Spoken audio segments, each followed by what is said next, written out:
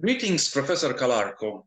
We at the Babes-Bolyai University of Cluj, together with our partners from the National Institute of Materials Physics in Bucharest, we are implementing QTestrat, the project which will design the strategy for the deployment of a national quantum communications network in Romania. And we are very indebted to you because we wanted to ask you a few questions, since you are a person of such vast experience, of such vast views in the field. And thank you. You are very nice of saying that. Thank you. I'm in the process. And in the same time, you are a person who has initiated some of the great institutions and strategies in the quantum communication in Europe. You are one of the initiators of the quantum flagship, one of the chairman of the governing bodies. So I think it would be the best, you are the best person to be asked a few questions about this very interesting and new field. And one I would... My pleasure. Yes. I would start my question with this. What would be the essential steps that a small country like Romania should take in order to deploy an efficient quantum communication network, starting from zero? Yes, so it's very, very important. I would say that there are different steps, so it should be done in stages. In the sense that if one says we are starting from zero, meaning that they may, it's possible that there are not so many, let's say, startup companies, for instance, or providers of such devices. And so it may be that, you know, in the beginning at least, it is not possible to find, you know, some vendors of these devices in Romania. However, of course, the goal is to stimulate not only the use, but also the production and the development of this technology in Romania. So I would say that the first step is based on the excellent researchers that you have there, to sort of starting from that, to, you know, deploy devices which can be commercialized by startups from other European member states, and use the expertise which is available in Romania for the deployment, the you know, installation of these devices and the operation of the first network operations. So this would be the first step, would be indeed to create internally, based on the internal competence that exists in your country, to create this infrastructure and to start operation connecting, for instance, you know, a few cities within Romania. And it is my understanding that this is indeed one of the goals of the current EuroQCI project. Then in the following step, well, this should be accompanied, should be taken as an opportunity also for growth of competence on site, you know, competence in your country, in the sense that while you are going to use the knowledge of your own researchers and scientists for using these you know, devices, at the same time, it would be advisable that the same researchers and the same experts are also provided with some possibility for deployment, for development, in the sense that not only will they be users of these technologies as provided by external actors, external to Romania, but also they could indeed be, you know, starting to be developers of those technologies. And I suppose that this could happen with the provision of some research funds, for instance, for labs in your country and the like. A very important element also in the same vein is also to support the entrepreneurship, because in many cases it will happen that those colleagues who are active in using those devices, they have competence that, you know, can not only be developed in terms of research, but also lead perhaps to the establishment of some startup companies.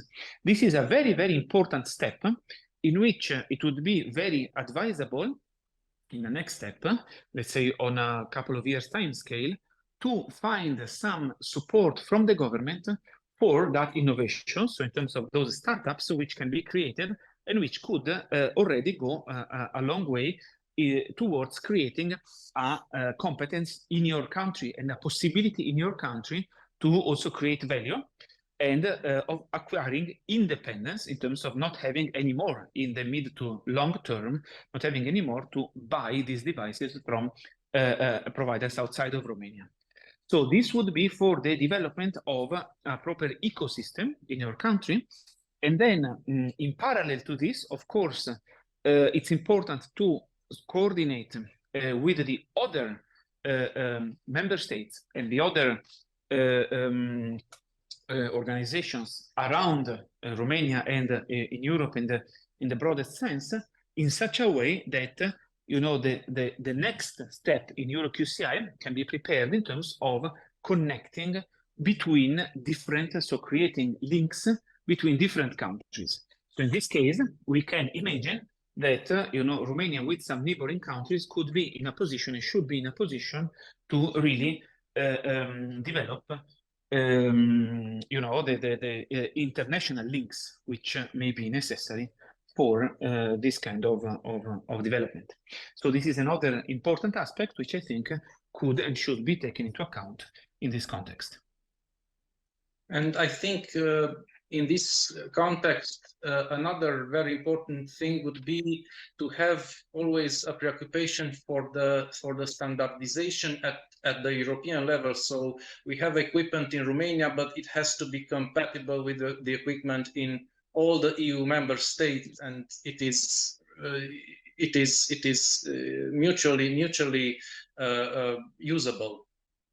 Absolutely. This is indeed part of liaising with those international partners at the European level in the context of EuroQCI, the European Infrastructure for Quantum Communication. And so indeed, this is a very important part. And so the discussions and the connection to those other initiatives in the different member states is an integral part of this whole undertaking, for sure. Would the EuroQCI and the Quantum Flagship act as a leader in coordinating this process of standardization? Yes, this is certainly an important goal which EuroQCI has, and also the European Commission is setting this goal. But one reason why it is so important what we are saying now is that indeed this can only succeed out of a combined effort of all the actors that we have in Europe, and that really needs to be in a pan-European dimension. And therefore, it is very important, that your national strategy is involving is foreseeing a strong involvement of your country, your actors, your government in this direction, because this is exactly indispensable for proper success of this coordination. So it's a coordination which will be, yes, taken and started by the Commission, but it will only work if it is really accompanied and substantiated by the engagement of all the member states. Related to the first question, I would ask you, what would be the main things to avoid when implementing such a national quantum network, communication network, in a state that has none up to this point?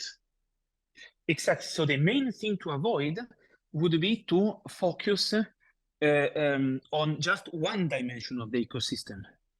So if the focus would be only, as we mentioned before, onto acquiring those technologies from outside and simply buying them and deploying without building up an internal Romanian capacity, competence, and ability to deal with these devices, then this would be a problem, because it would not put your country in a sort of sustainable way along the way of really being able to be a thriving system for the future.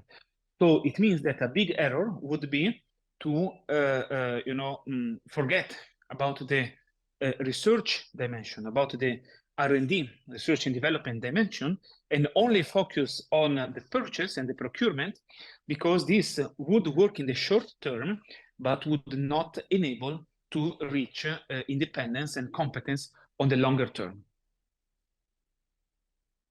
You are known as a specialist in quantum control. And on the side of that, you have stressed repeatedly, I have read your interviews and your interventions, and you have stressed repeatedly the necessity of quantum hype control. Yes, absolutely. Could you elaborate on that a little bit? For sure. So this is this is also connected to what we were just saying, in the sense that quantum technologies per se are not only a fascinating field, but a field which has, in the long term, very high promises for disruptive innovation. And the important aspect here is to manage expectations in a correct way, especially considering, and keeping awareness about the fact that these benefits are to be expected in the mid to long term. Now, of course, quantum is a field which has a nearer term promise for application and advantage than, for instance, quantum computing. However, it is very, very important to clarify what we can achieve with these devices, so that decision makers are not led into expecting benefits which in a short term, which can only come later. So it's very important. This hype control and expectation management is essential in keeping the long breath for this field, because we will only be able, since, as you mentioned, in some countries we are starting from scratch. It would be, if we don't have this long-term vision and we are not aware that this is a long-term vision, then we might not be able to really catch the opportunities. This is especially important for decision makers, as we must be aware from the side of scientists. We must understand that governments, they do not have a sort of budget horizon which can go beyond maximum a legislature, right? So, no government can plan the budget for the successor government, which will come after a few years. At the same time, it is important that politicians and decision makers, while they are supporting decisions in this field, they must know that the outcome, or let's say the most important, the most promising results, they will not come during the typical lifetime of a legislature, of a government, but they require a much longer arc of time to achieve the the benefits of this infrastructure. So such investment is important to be started while knowing, and this is the important aspect of hype control, while being very aware that the benefits are to be expected over a longer time scale, and therefore, as much as possible, a certain degree of continuity between different governments. We know that, of course, obviously, in a democracy, when there is a change of government, obviously, it may be that the new government, and it is actually healthy and important that the new government will have its own priorities. However, a certain continuity and balance, which ensures that despite the difference in priorities which different governments may have, there is still this mutual understanding of the correct expectations, which will lead to advantage from quantum technologies, sort of passing the baton, one could say with a metaphor, between different governments, is a very crucial element in order to ensure that there will be sort of continued growth, and the efforts that we are initiating now are not somehow wasted, which they would be if at some point they would be interrupted. So continuity is essential here in such a long-term undertaking. A correct understanding of the proper time horizon is of paramount importance, And this is what we should expect from this hype control. We should avoid as scientists to, just tell politicians that there will be some wonderful things which will come very soon, but we must advise them in the most honest way possible what is the real-time scale that they should expect, so that then we can achieve indeed the benefits that are to be expected as soon as possible, but not sooner, let's say. So we would need a political quantum continuum passing this project from one administration to the other. I think that's an excellent expression. Yes, that's really a political quantum continuum is really an excellent sort of designation for exactly what I have in mind. Yes. Is it safe to say, also linked to this quantum high control, that the quantum technologies are very specialized tools that can perform very well very specialized tasks, and that they are not universal solutions to every conceivable problem? It's very, very important to state that. Indeed, and of course, we are working to extend the applicability, for instance, of quantum computers to a growing number and range of use cases. However, at the moment, the quantum algorithms that we are aware of, they work for a limited number of use cases, and also in the communication, in the field of communications. At the moment, we have quantum communications which provide for secure telecommunications on a point-to-point basis, with a limitation up to a few hundred kilometers. We are working very hard to extend this to continental scales, and this is somehow the goal of, for instance, the quantum repeaters, which can achieve that, but again, on a longer time scale. So yes, and also in quantum sensing, for instance, quantum sensing can be used in a broad range of sensing aspects, such as medical diagnostics, but not for all possible medical diagnostics. It's for instance for magnetic resonance imaging, as well as for brain science, neural activity detection, but not for all possible medical exams that one has to do. And of course, also in that case, we are expanding the range of use cases, but it's important. So one very wrong statement, one very misleading statement would be, and unfortunately sometimes we hear it from some popular press, from some companies which want to sell their strategies, that quantum is a solution for all the big challenges of humankind. That is not the case, but nevertheless, there are some very important specific problems for which quantum technologies can provide an important advantage, and therefore it is essential to understand what they are, to focus on them with the proper continuity, and to sort of try to expand the range of those problems, but sort of without naively claiming that this will be a solution for all possible problems. Professor Calarco, in the world of the layman, the one quantum concept that is very common and very popular is that of the Schrödinger cat. Yes. Now, you, in an interview, you stated that we will not be able to reproduce a Schrödinger cat ever. What did you mean by that? I meant that if we think of a cat like really a living being being put in a quantum superposition, we know for sure that this will never be possible, because the conditions for quantum coherence, which is necessary for achieving such a quantum superposition, we know that they have to do with very low temperature, very strong isolation from the external world, so they are incompatible with life. So we know that there will be never the possibility of having a living being put in such a quantum state. And this was, the reason why Schrödinger chose a cat, a living being, was to sort of make more evident his paradox. On the other hand, of course, we do have Schrödinger cat states, which are obviously not real cats, but they are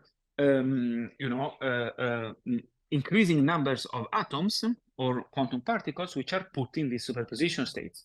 The current world record is a number of about 30, I think 32 such ions being put in a superposition state, but 32 ions, as we know, which is the current world record, as we know, is very, very, very, very far from any sort of macroscopic size. So the point is, as much as we are not going to see teleportation of human beings, okay, this is and will remain in the domain of science fiction, we can see teleportation of individual quantum objects, such as photons, which can be used for secure communications. But as much as it may be helpful and nice and fascinating for the public to picture some of the wonderful features of quantum mechanics in terms of these paradoxes or thought experiments, at the same time, we must make sure that everybody understands that this is to be taken not literally. On the other hand, a Schrödinger cat, in the sense of this large superposition of quantum objects, even if they are only a few dozens, this is something which is extremely important and useful, because this is exactly the foundation of what we see, for instance, in quantum computers. So a quantum computer, in fact, again, by Rainer Blatt, is the device which has been able to create this 32 Schrödinger cat. And this is the ability, exactly the same technological ability, which is the very foundation of the creation of quantum computers. So in this sense, a Schrödinger cat as a cat is something we will never see, but as a coherent superposition of many quantum particles, yes, it is something that we will be seeing. It is something that we are already seeing in the metaphoric sense, and in the practical sense, in terms of coherent states which involve superpositions of a few dozens, for the moment, of quantum particles. And this is the ability of producing this is the very foundation of the possibility of having functioning quantum computers, which will solve some of these problems that we were mentioning before. So Schrödinger cat, in the sense of larger and larger quantum systems of qubits, more and more qubits are possible after all. Yes, this will be possible. What will not be possible is a cat really in the sense of the experiment imagined by Schrödinger. Yeah, a biological cat. Yes, exactly. So it will be a metaphorical cat. It will not be an animal. But yes, Schrödinger cat states, we will have them, and we will build quantum computers with them. Yes. Since large quantum systems cannot be stimulated and we do not know how they will behave before we build them and test them, do you think that in the process of testing them and of the functioning of those systems, we will discover new physical laws, new correlations between the micro and the macrocosm? Well, it's interesting you ask this question, because the hope that this may be the case is indeed one of the big motivations for my own personal research in my institute, namely exactly the sort of the border, between the microcosmos, the microscopic world, and the macroscopic world is something which interests me very, very deeply. We institute, we are conducting our research. Now, on one end, we do not expect that so we expect that the laws of quantum mechanics as we know them would be confirmed by these experiments that we are doing. So we do not expect that the creating a quantum computer will sort of at some point show that quantum mechanics is not a correct theory. That we don't expect. But what it's possible to expect is that since these quantum computers are, as a matter of fact, increasingly big, so no longer microscopic, but one can say technically mesoscopic quantum objects, that this will shed light on something which we do not yet know, which quantum mechanics does not describe directly in detail, which is precisely this transition between the microscopic and the macroscopic world, and that you were referring to. and precisely this aspect of, what is happening at the mesoscopic level. So here we do expect that there may be some relevant and interesting developments. And so this is showing, this is just one example of the fact that this research is not just about technology and using these systems, but it's still very much about basic research and understanding these systems.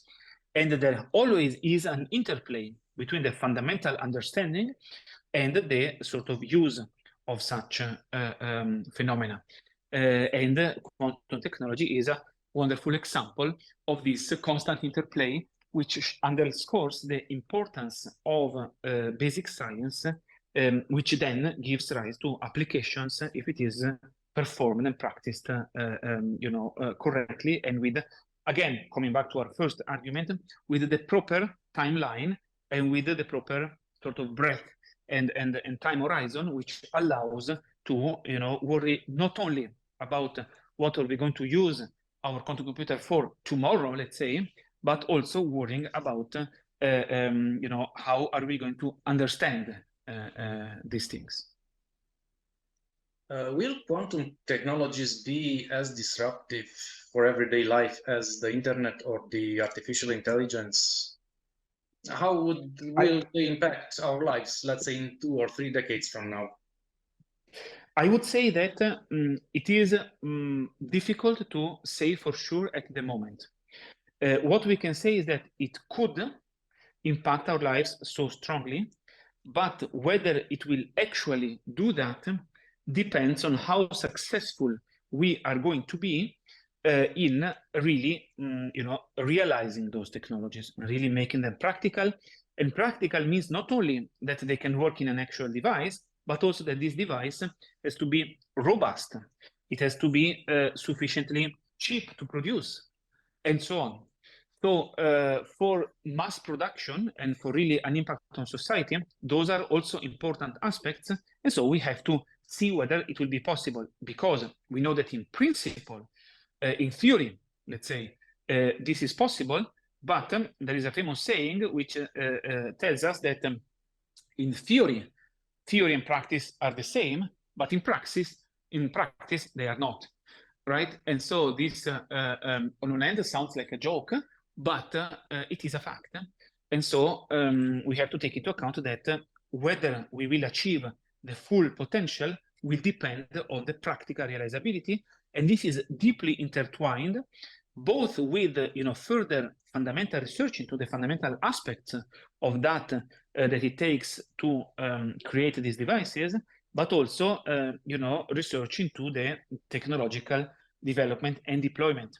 And this is, again, among the reasons why I was underscoring in the beginning that it would be a wrong step from the side of the government of Romania, but of any government for that matter, to just focus on the deployment side now and to leave outside the research side.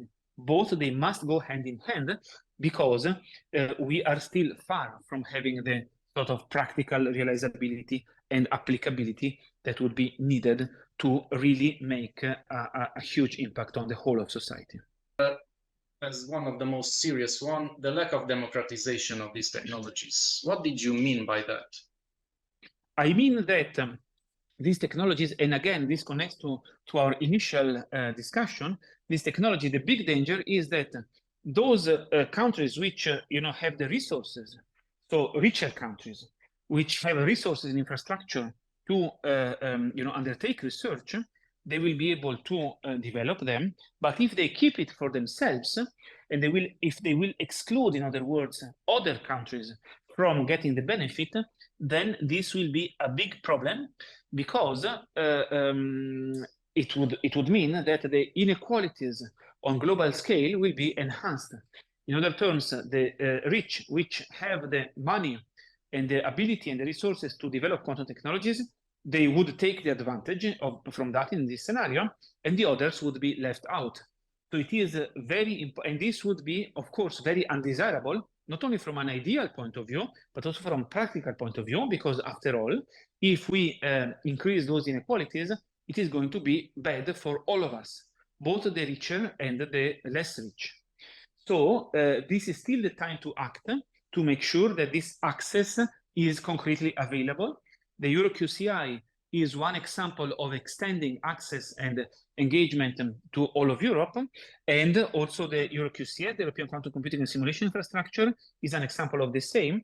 And so this is something where we can still work, and we must work to make sure that this remains an important goal that we can indeed reach. Esteemed Professor, you mentioned among your activities and interests the involvement in art projects concerning quantum mechanics, and I was wondering how come that such really, I think, inexpressible concepts like those in quantum physics, entanglement, superposition, could be subjects for art representation. This is a very, very interesting question, because they cannot be a subject for art representation, indeed, but art is not necessarily only representation. There are other forms of art, especially contemporary art, which are based, for instance, on performance. And I am collaborating with some artists which are sort of creating experiments, you know, like we are planning one about quantum carpets, which is patterns created by interfering light. I have a phone call with those artists tonight, actually, as a matter of fact, because they are submitting a project in which they want to involve me. And this is not about representing something, but sort of exhibiting, showing, allowing access for people to the marvel of quantum phenomena. And this could include also, you know, creating an exhibit in which people can see with their eye a single atom inside a vacuum chamber. And it is not about representation, but it is about access, like marveling and admiring the beauty of such a physical phenomena. This could also open this very specialized and mysterious field of research to the great public and make it more acceptable, I think, and make these technologies more acceptable for the wide public. Yes, this is indeed absolutely one of our main goals in this sense, again, in terms of democratization.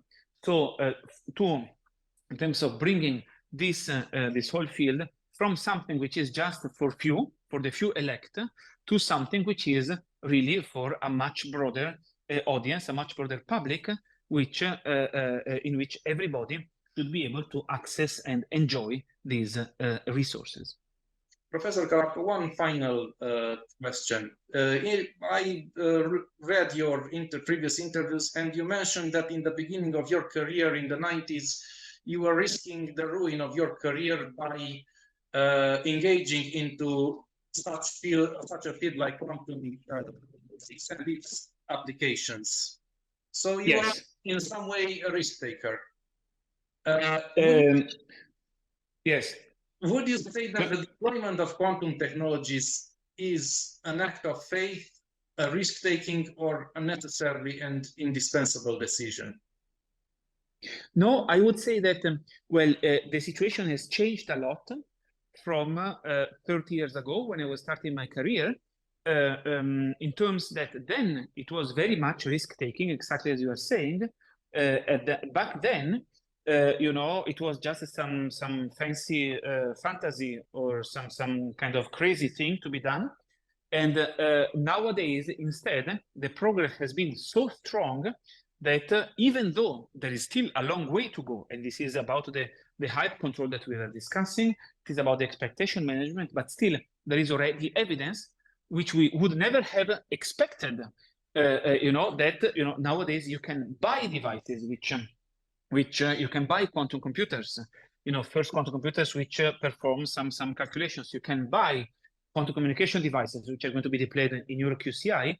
And so it is still a big dream, but it is no longer, you know, a crazy dream, but there are some very concrete perspectives and already some very concrete, albeit, of course, as you correctly pointed out, sort of limited still and specific use cases, which make it, you know, no longer just a fantasy, but something which, you know, has some real perspectives and real links of really being deployed. So it is much less of a crazy risk than it was once upon a time. And I mean, all of us from my generation, we would never have believed that this would come to this. We started doing this because of passion, because we liked it, because it's you know, crazy and funny and fun. And it's really still, I'm amazed every day at the fact that this is really coming to actual applications and real commercial devices. Professor Calarco, thank you very much for this interview, and we wish you the best. And wonderful for your activity, to see your activity in the future and marvel on it. Thank you very much. Thank you so much. Thank you so much. Okay, have a good day. Bye-bye. Have a good day.